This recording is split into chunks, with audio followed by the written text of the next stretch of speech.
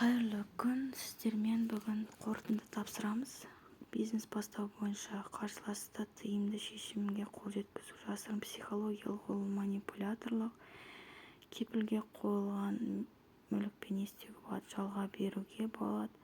Сатушы мен сатып алушы арасында байланыс құралдары мен пайдалану барысына назар аудару мақсатында сатылатын тауарлар, қызметтері. Бұл жарнама.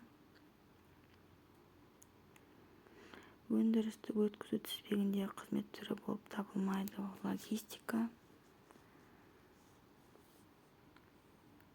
Жеке кәсіпкер қандай қызмет түрімен айналыса алмайды дейді. Акцизделетін өнімдер, яғни спирт, сондай өнімдер ғой. Кәсіпорынның сот талдау көрсететін бизнес жоспар құрылым бөлімі, ол маркетинг жоспары бойынша. Несие алған күннен бастап қанша күн ішінде жүргізеді? 190 күн ішінде. Болжауға және есептеуге қиын бола табылатын тәуекел, форс-мажор.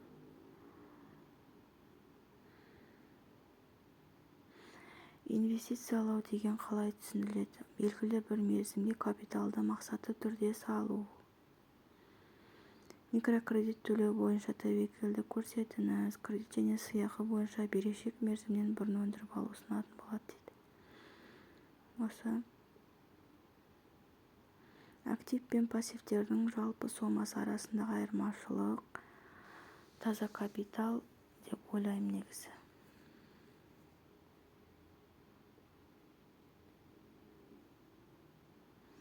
Немесе негізгі ресурс. Қарау керек.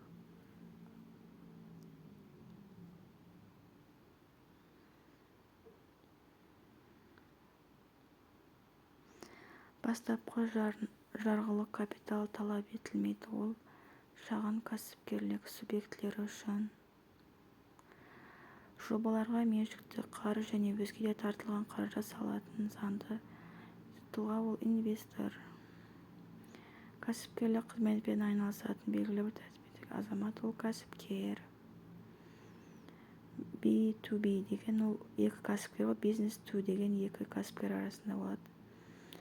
Бизнес жоспарының құрылымы, кәсіпкерліктің қызметті жоспарлау тәуекелдері осы. Ол жоба тәуекелдерін талдау, немесе мен ойымша ол қаржылық жоспар.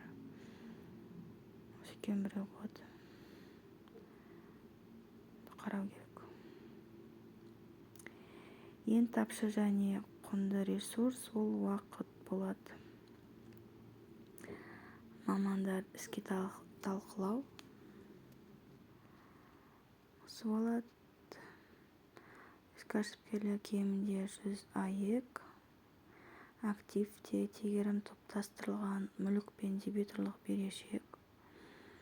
Стивен Ковидің анықтамасы бойынша кәсіпкер шеберлік 3 компонент, ол білім, дағдылар және ынталану.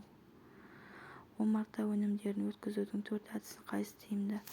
Осы мамандарға жәрмеңке немесе көтерме сауда.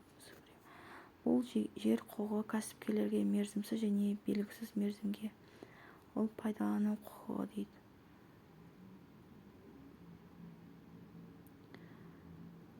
Пайдалану құқығы.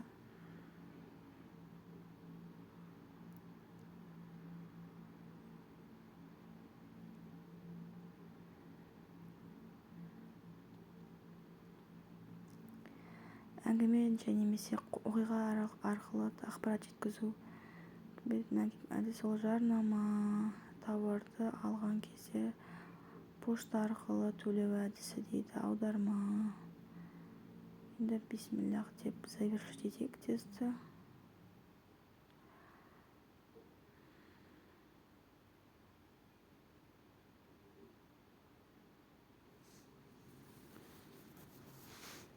Загрузкасы долго болып жатыр, осындай болып тұрады.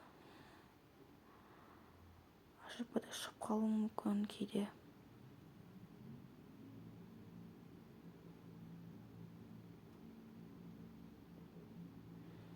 Еш сұраққа тие екен.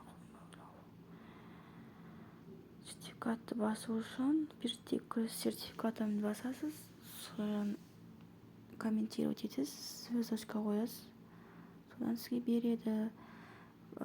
Қорытынды сұрақтары, аралық сұрақтары қажет болса орыс тілінде, қазақ тілінде менің инстаграм парақшама жазыңыз. Сонымен қатар бизнес жоспарлар бойынша сұрақтарыңыз болса жазсаңыз болады инстаграмға. Рахмет, мен парақшамды қолдап лайк басып қойсаңыздар, тіркеліп қойсаңыздар.